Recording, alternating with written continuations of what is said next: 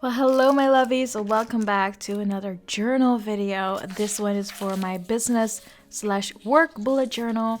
So grab yours and let's get to planning. Yay! All right. Let's. Oh, that sounded like. All right. I don't know. That just came out. I just had a Matthew McConaughey moment. Anyway, let's make this cover page for November 2022. I feel like even though this is my business and work bullet journal, I want to make it look fun. And obviously, you can keep it very minimal styled, meaning just pen and paper. And there are people who enjoy their bullet journal that way a little bit better. I do that in my daily, so my daily task lists are very much just pen and paper, no stickers or too many embellishments. But this cover page, I kind of let loose and let go. Also, this is the bullet journal I use for work and business, and I run my own company. And I like that my cover page shows that I actually have fun running a business. And so I give it a bit more attention than if this was just a task page.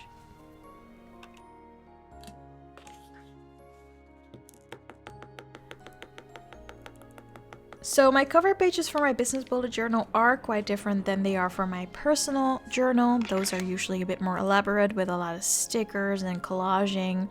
And yes, I added a bit of a collaging element on this cover page, but not too much. And then this little stamp set by Flying Tiger. It has really small, dainty letter stamps, and I love it. I am positively obsessed. I got it last week and I've been using it in almost every spread because the letters are quite small, so they're not too overpowering. I also have another stamp set that you've seen a lot in my videos as like those old typewriter stamps, but I like the dainty version a little bit better because the letters are not too overpowering.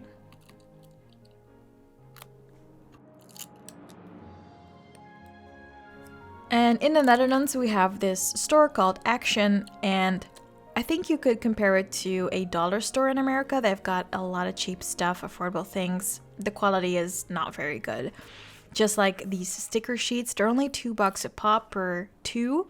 And usually when I like a sticker sheet, I buy two because they're so cheap. And the glue is not that strong, so I also add some extra lime roller to that, or what's it called? Like a tape roller lime glue.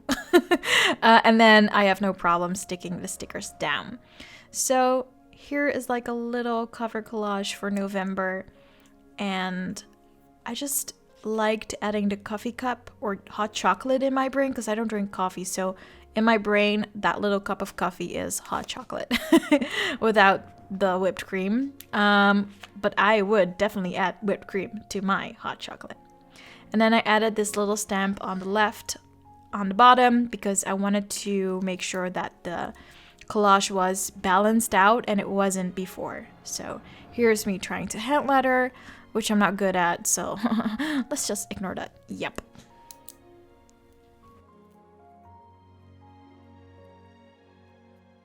Now on the right side, I'm doing it exactly the way writer Carol explains in his bullet journal method booklet that comes with this Leuchtturm bullet journal by Leuchtturm and writer Carol, Jesus Lord Almighty. And so I create a monthly overview, and I've started doing this. I started wiping down my ruler because I also use black fine liners, and then I use colored liners after, and then those get like stained with the black. So I've learned to wipe down my ruler before I add a new color to the page. So if you have that problem, start wiping down your rulers. It's such a simple solution, but I started doing it last week and I was like, ooh, this prevents my beautiful mount liners from getting gross and muddy because of the black ink that was on the ruler before. So what I'm doing now is creating lines for the weeks. So after every Sunday, I draw a line so that I know that there is an ending of the week. And I like it because on the right side, I then put down the week numbers, because in the Netherlands, a lot of people will ask you, hey, are you free in like week 42 or week 52? It's such an easy way to figure out when everyone has a spot free. So that's why on the end of these lines, I add the numbers of the week.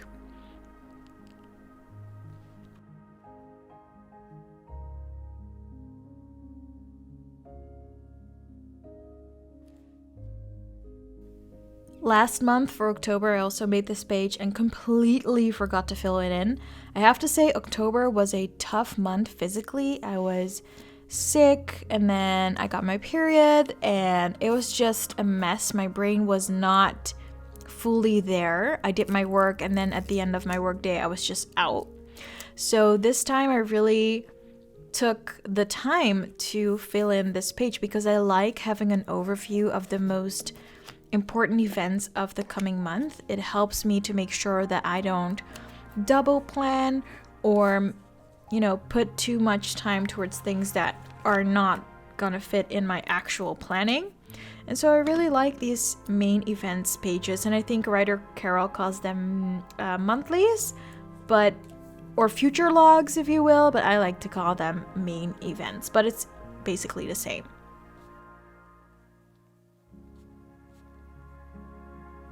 And then I always have my Google Calendar on my phone and on my iMac and on my MacBook. It's synced everywhere. And what I do on this main event page is just fill in appointments, meetings, and things I have to do that I really cannot miss or forget. It is a bit of a mix between business and private. For example, I put my nail appointment in there, my hair appointment. I got my dentist appointment in there, but also content creation sessions for work and live streams with my students who follow my online courses. And those are things that I cannot forget or plan something instead. So on this third page, I'm going to create a task dump, and I have a task dump every month, but as you can see, this was October, or I already went on, but in October, I barely used the task dump page, but I like a task dump because it helps me to just put down on the page what I want to do, like good ideas or concepts that I come up with on the spot. And I don't have to keep on remembering them. I just put them down on my task dump page. And then when I have time, I go back to that page and I'm like, oh, wow, that was a great idea. Glad I wrote that down.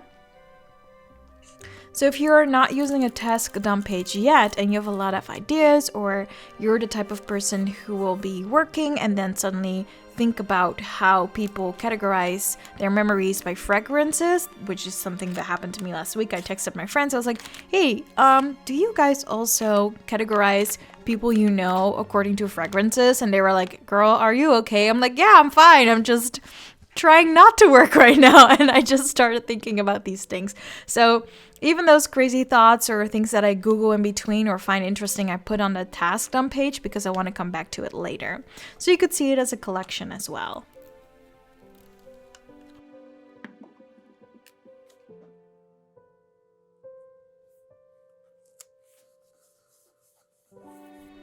In the past months, I've always created a very simple header for these task dump pages, but because I'm feeling more relaxed, I have less work starting November 18th, I have a bit more time to be a little bit more creative with my business/work bullet journal.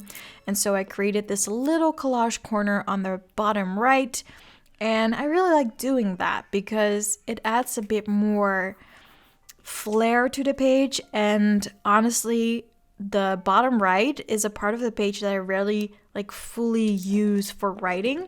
So it's like, why not create a bit of a mood maker collage down there and make the page look a bit cooler? And so I used a bit of washi tape and washi stickers that I got from AliExpress. Really love those because they're semi-transparent and they're great for layering.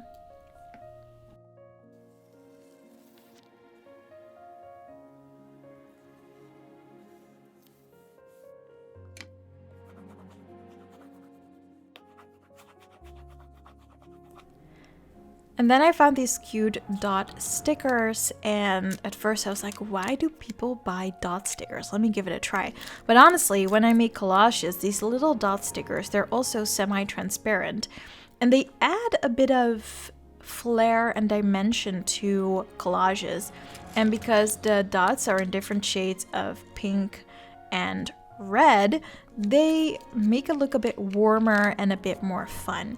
So I kind of went ham with the dot squad, and I was like, yeah, dots here, everywhere, dots, dots, dots. And it really just finished the spread and made it look more fun and happy. So yeah, these little stickers, I'm all about the small details. So these stickers are small details, and they just sometimes do the most, even though they're so small. So I added some to my cover collage as well, and I like how the dots made it look.